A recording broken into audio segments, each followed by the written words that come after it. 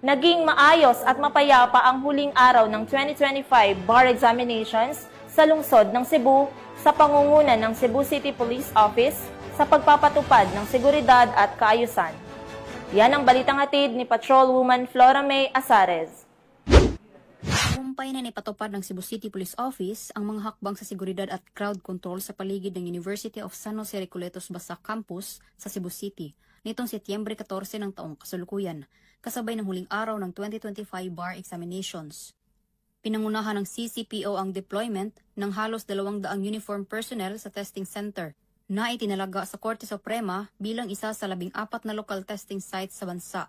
Katuwang ang Cebu City Transportation Office, Barangay Public Safety Officers at iba pang ahensya ng lokal na pamahalaan, isinagawa ang masinsinang pagbabantay upang matiyak ang kaligtasan ng mga bar examinee, taga-suporta at ng buong komunidad. Tinatayang mahigit 1,000 taga-suporta mula sa iba't ibang law schools at universidad ang dumagsa sa lugar upang ipakita ang suporta sa mga sumasailalim sa pagsusulit. Sa kabila ng dami ng tao, nanatiling maayos at tahimik ang daloy ng aktibidad dahil sa maagang pagtutok ng mga otoridad sa crowd management at trapiko.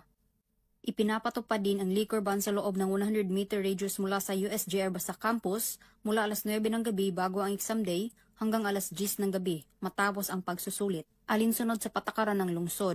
Noong nakaraang September 14, 2025, nakaraang linggo, matagumpay po natapos ang bar examination na ginanap dito sa USJR Basak Campus, Cebu City, kung saan mahigit 1,000 katao ang nagtipon upang magbigay suporta sa ating mga bar examinees. Sa tulong po ng Bureau of Fire Protection, ng CCTO at CCDRRMO, EODK9 Group 7, naging maayos at ligtas ang daloy ng tao at trapiko sa paligid ng testing center.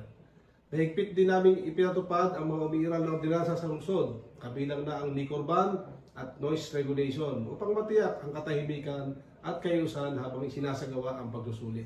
Kami po ay lubos na nagpapasalamat sa ating mga katuwang sa seguridad at sa publiko sa kanilang kooperasyon. Naniniwala kami na naging maayos, mapayapa at matagumpay ang kabuang pagdaraos ng bar exam. Maraming salamat po at mabuhay ang ating mga bar examinees. Mula dito sa Central Visayas, ako ang inyong Police News Network Correspondent, Patrolwoman Flora May Azares, alagad ng batas, tagataguyod ng Balitang Pulis.